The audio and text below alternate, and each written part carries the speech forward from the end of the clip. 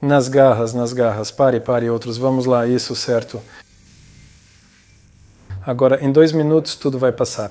Boa tarde, meu nome é Konstantin Kostiuk, eu trabalho no Instituto de Neurocirurgia. Eu lido diretamente com o tratamento cirúrgico de distúrbios motores e especificamente com a síndrome de Tourette. A síndrome de Tourette é uma doença relativamente rara, crônica e geralmente progressiva do sistema nervoso, que se caracteriza por múltiplos tipos de tiques variados. E na maioria dos casos também é acompanhada por certos distúrbios psicoemocionais. Bem, esses distúrbios incluem hiperatividade, transtorno de déficit de atenção, síndrome obsessivo-compulsiva, que inclui pensamentos e desejos involuntários e obsessivos, que a pessoa, em princípio, mesmo estando totalmente consciente, com todas as funções cognitivas e mentais adequadas, ele entende que esses são, pensamentos patológicos, certos desejos patológicos de fazer algo que não se encaixam muito bem na nossa sociedade. Tiques locais ocorrem em mais de 50% dos nossos pacientes operados. Essas são manifestações da doença quando o paciente pronuncia involuntariamente, ou melhor, reproduz certos sons, e ele não consegue controlá-los. E esses sons podem ser sons simples ou palavras monossilábicas. Isso pode ser como alguns elementos de tosse ou fazer caretas, e às vezes podem ser tiques vocais complexos. Isso acontece quando são frases curtas, compostas por algumas palavras, e geralmente são acompanhadas de um grito, como se a pessoa dissesse essas palavras ao expirar.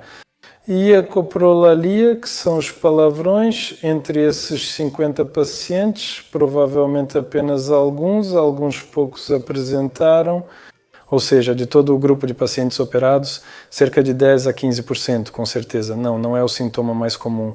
Simplesmente se chama atenção para isso. Não é frequente, mas se está presente, é um dos sintomas mais importantes que afetam a qualidade de vida desses pacientes. Ou seja, se ele só, treme um pouco ou algo assim, se não for forte, mas se ele está constantemente xingando, então já fica difícil para ele se adaptar no transporte, no trabalho, em qualquer lugar. Com que frequência buscam ajuda agora? Em média, cerca de 20 a 30 pacientes por ano procuram ajuda. Sim, na maioria das vezes são homens, na maioria dos casos são pacientes com cerca de 20 a 23 anos, que já sofrem com essa doença há 8 a 10 anos, que não têm evolução continuamente progressiva, mas sim uma certa ciclicidade. Os sintomas podem desaparecer por 1 ano, 2 ou 3, ou se manifestar de forma relativamente leve e depois, de repente, aumentar drasticamente em intensidade. Eu tive um rapaz, ele tinha cerca de 22 anos, que tinha tiques muito graves, ele estava atrás daquela porta e quando ele estava no consultório, durante a consulta, ele se sacudia tanto que quando ele estava lá, eu também me assustava junto com ele. Era tão inesperado e tão intenso, ou seja, não era só um sobressalto, era quando a pessoa não conseguia se manter sentado na cadeira. Ou seja, era um sobressalto dele com queda. Sentava na cadeira, vinha o sobressalto e ele caía. E isso acontecia o tempo todo. Ou seja, uma pessoa vive nesse estado por vários anos. Ela não conseguiria nem chegar até o elevador, porque simplesmente precisa ser segurada dos 2 lados para tentar conter esse tique motor generalizado, que é tão repentino e intenso. A cirurgia não é indicada para todos, pois nas fases iniciais sempre é prescrita a terapia medicamentosa. Em certos pacientes, essa terapia realmente não traz efeito, e aí já se pode levantar a questão da possibilidade de tratamento cirúrgico para esses pacientes. O principal critério para a cirurgia, nesse caso, é a intensidade dos tiques, a gravidade desses distúrbios motores.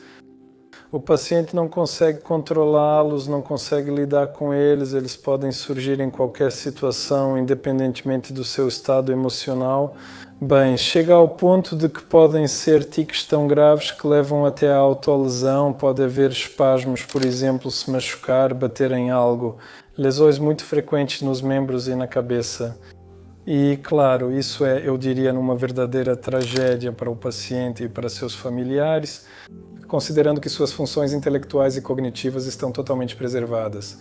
Ou seja, eles entendem, têm plena consciência do seu problema, da sua doença, e também percebem que, de certa forma, pouca coisa realmente os ajuda. Esta é a primeira etapa, sim, fixa-se a armação, ela é fixada rigidamente ao osso. Sob anestesia local foi realizado o escaneamento com a armação. Aqui vemos todos esses 9 pontos, as coordenadas, eles vão nos permitir, na próxima etapa, calcular as coordenadas exatas do alvo da nossa operação. Existem 2 métodos principais de atuação sobre as estruturas do cérebro envolvidas na patogênese da doença de Tourette. Um é o método de ablação estereotáxica, ou seja, destruição, e o outro é o método de neuroestimulação, ou seja, estimulação. Qual é a diferença entre eles e qual é o princípio de funcionamento de cada um? Ou seja, devido à doença, certas estruturas dos núcleos do cérebro, nesse caso, têm sua atividade significativamente aumentada e geram descargas patológicas. Para suprimir essa descarga patológica, que clinicamente vemos externamente como tiques motores, nós posicionamos esse eletrodo próximo a ela e podemos ou destruir esse núcleo para suprimir essa atividade patológica, ou então posicionar outro eletrodo e aplicar estímulos constantes, enviando impulsos elétricos através desse eletrodo, que vão suprimir os impulsos desse núcleo cerebral afetado. Ou seja, corrente elétrica, certo? Sim, aplicar uma corrente contínua. Qual é a vantagem do primeiro método de destruição? É uma técnica mais simples e os pacientes a toleram melhor. Ou seja, inserimos esse eletrodo, destruímos esse núcleo que tem esses impulsos patológicos, retiramos o eletrodo, fechamos as feridas e liberamos o paciente para casa em 3 ou 4 dias. Já o paciente em que é instalado um eletrodo que fornece impulsos elétricos para suprimir essa atividade patológica, esses eletrodos eles são fixados permanentemente no cérebro e aí é implantado todo um sistema de estimulação que consiste em 3 partes. Este é o eletrodo que foi implantado no cérebro. Esse gerador, que é o responsável por gerar esses impulsos, é implantado sob a pele na região do peito. Esse é o segundo componente desse sistema.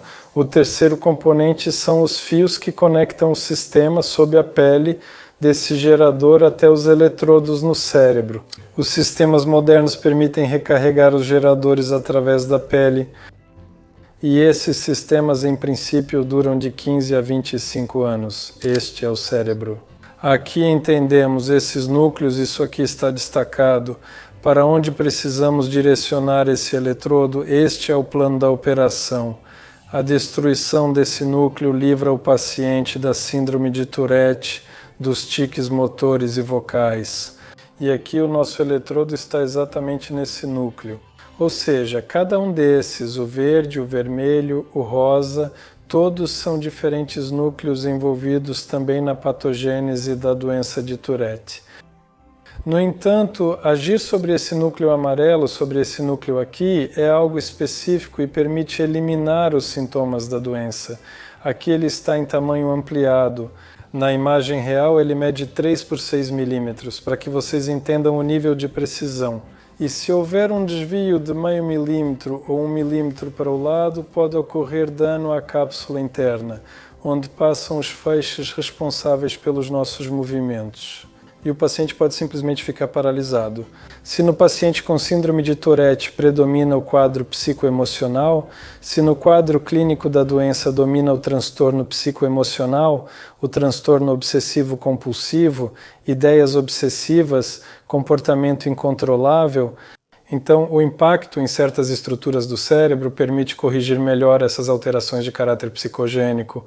Ao mesmo tempo, se no paciente predomina o distúrbio motor, esses tiques motores e vocais, então é necessário agir sobre outras estruturas do cérebro.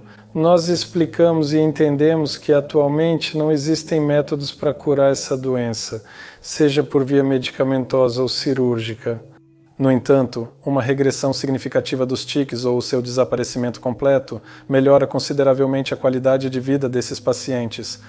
Ou seja, nós colocamos a questão de eliminar ou reduzir a intensidade de determinados sintomas E nesse caso, a cirurgia é mais eficaz em relação a esses sintomas motores, especificamente os tiques. Cite as vantagens do que você faz. Quando a intensidade desses tiques, motores, vocais, estados obsessivos diminui ou para completamente, o paciente já se sente muito melhor. E é nisso que vemos nossa missão, o objetivo do nosso trabalho. Sim, na verdade não há desvantagens. Se você ama o seu trabalho, praticamente não há pontos negativos. Bem, a única coisa é que isso exige muito tempo no trabalho e, claro, limitações no convívio com os entes queridos e com a família, além de restrições para manter alguns hobbies. Aqui não temos esse horário de 9 às 5. Nossos médicos, se necessário, chegam a ficar 24 horas e vêm até nos fins de semana para fazer curativos. Ser uma pessoa que trata a síndrome de Tourette é, antes de tudo, não parar. E ser não apenas um profissional, mas ser uma pessoa, um médico que está sempre tentando, interessado na literatura científica atual, nas tendências atuais, interessado em dados, em novas publicações que apontam para novas possibilidades. Neste caso, o quadro da síndrome de Tourette ainda não é totalmente claro, nem tudo foi descoberto, nem tudo está compreendido. E por isso é que o mais importante, eu acredito, é não ficar parado, mas tentar se aprimorar constantemente.